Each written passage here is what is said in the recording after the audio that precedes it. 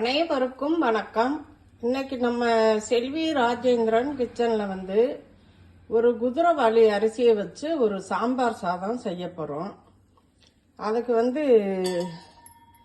இந்த உலக்குல 200 உலக்குல ஒரு உலக்கு குதிரைவாலி அரிசி எடுத்து வச்சிருக்கேன்.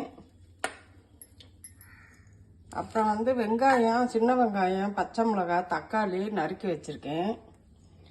இதுல பாத்தீங்கன்னா கத்திரிக்காய், முருங்கைக்காய், கேரட்டு, பீன்ஸு, அப்புறம் உருளைக்கிழங்கு, இது எல்லாமே சேர்த்து பொடிப்பொடியாக அந்த மாதிரி கட் பண்ணி வச்சுருக்கேன். துவரம் பருப்பை குக்கரில் வேக வச்சுருக்கேன். ஏன்னா குதிரைவாலின்றதுனால ஒன்றா போட்டோம்னா ஈவனாக வேகாது. இந்த அரிசியை இதில் போட்டு கொஞ்ச நேரம் ஊற வச்சுக்கலாம். எண்ணெய் சேர்த்துக்கலாம். கடுகு, பெருங்காயத்தூள், பச்சை மிளகாய், வெங்காயம், தக்காளி ஒன்றா சேர்த்து இந்த காய்கறி எல்லாம் சேர்த்துக்கிறேன்.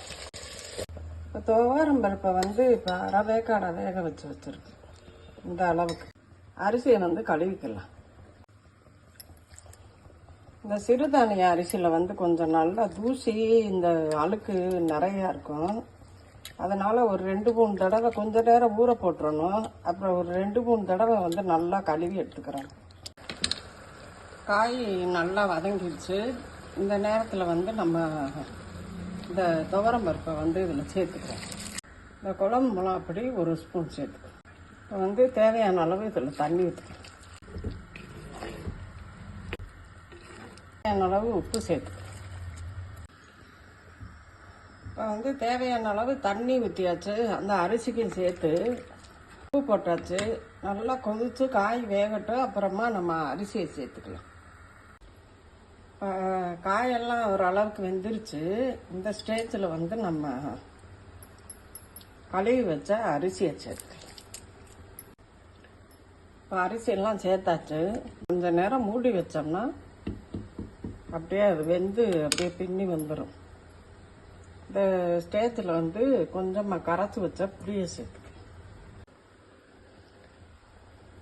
மேலாக கொஞ்சமாக நெய் ஊற்றிக்கலாம். தோசைக்கல்லை கீழே வச்சு கொஞ்ச நேரம் அப்படியே தம்மில் போடலாம் அப்படின்ட்டு இப்போ தூக்கி இதில் வச்சுருக்கேன். சூப்பரான குதிரைவாலி சாம்பார் சாதம் ரெடி ஆயிடுச்சு. இதே மெத்தடில் நீங்களும் செஞ்சு பாருங்கள். செஞ்சு பார்த்துட்டு எப்படி இருக்குன்னு எங்களுக்கு கமெண்ட் பண்ணுங்கள்.